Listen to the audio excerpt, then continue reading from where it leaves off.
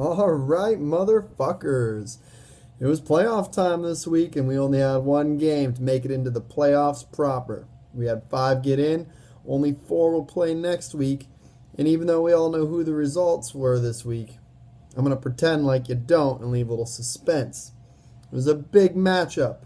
Brother versus brother. Tom versus Brad. Division leader versus bottom seed in the playoffs.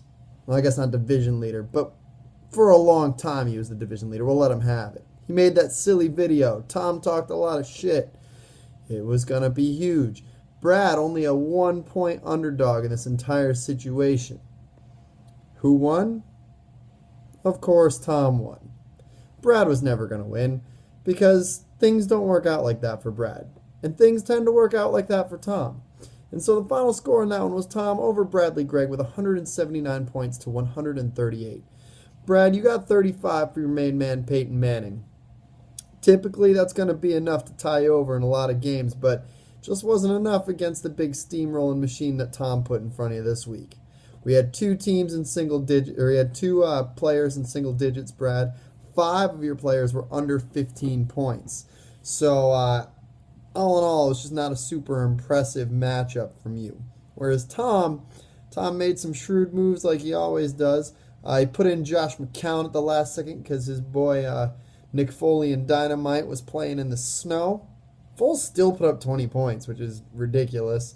But Josh McCown, on the other hand, playing not in the snow, but on a freezing fucking cold night in Chicago, put up 42 fantasy points. Now, I haven't looked it up yet, but I'm pretty sure that's the highest we've had from a quarterback.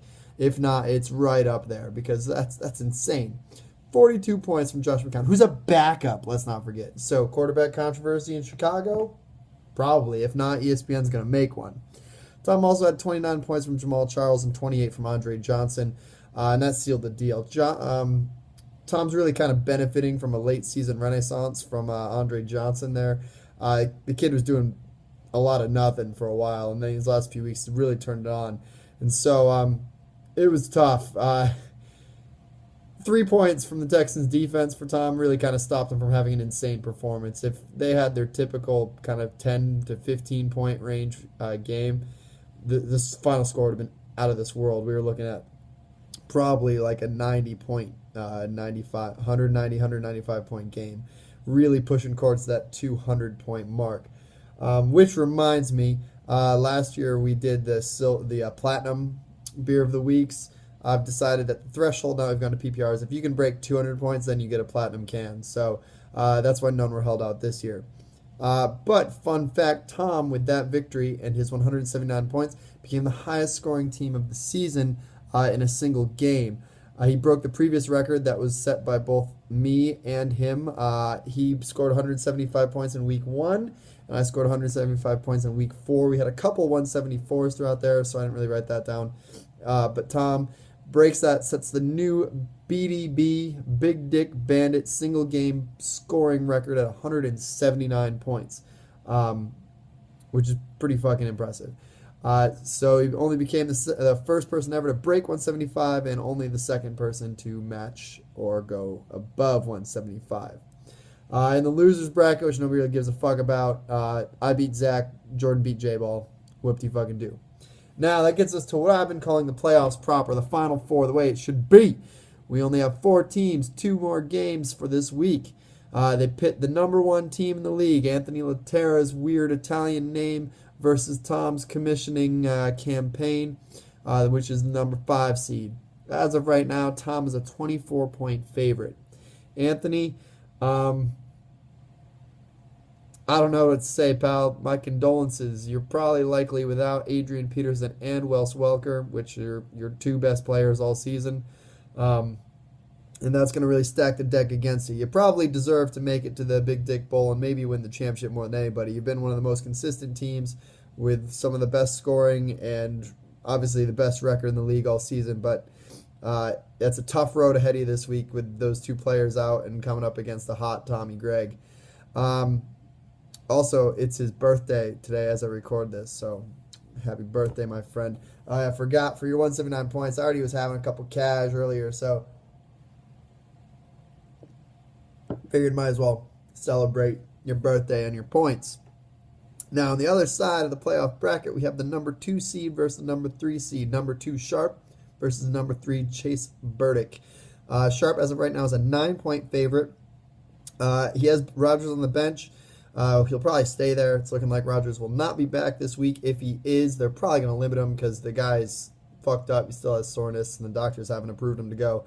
So if he gets good to go, it's probably going to be one of those like Friday afternoon or Saturday morning things, or even Sunday morning. At which point, do you really want to start him in a playoff game? I mean, it'd be ballsy, but I would kind of be inclined to say no myself. So again, Sharp's kind of going to get the low end of this one here by being the number 2 seed and really being without some of his better players. You look at some of the matchups these guys have, and I'm going to predict your participants in the third Big Dick Bowl, or Big Dick Bowl 3. And I'm going to say that Tom gets the upset over Anthony. Anthony, I think the injuries are just too much, and Tom's team has suddenly gotten insane after a mid-season lull. And sorry, Ant, that's just going to be what I think. And now I'm going to predict another upset with Burdick beating Sharp. That one's going to be the closer game, I think. You look at some of the players that Chase has versus some of the players that Sharp has.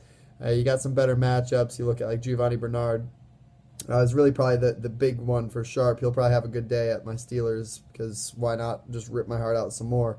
But then you look at some of the stuff that Chase has got going on. He's got Frank Gore at Tampa Bay. He's got Cam Newton at home against the Jets. Antonio Brown against Cincinnati. Torrey Smith at Detroit. Mike Wallace in New England, which will probably be a tough one for him. But Broncos defense against San Diego, which will probably want to change that one. But it just seems like when you look at what Sharp's got, he's got a dinged up Jordan Cameron. He's got Ray Rice, Victor Cruz against Seattle. Jordy Nelson at Detroit, or at Dallas, with probably a subpar quarterback. So that's what I'm saying. It's going to be Tom versus Bird in the third Big Dick Bowl. And then we'll see what happens after that. Now that I've doomed both of you, Tom and Sharp, or Tom and Chase. Wow, I just cannot speak. But now that I have doomed both of you, Thomas Gregg and Chase Burdick, I apologize, but I'm sticking by my predictions. I love you fuckers, and we will check back in next week.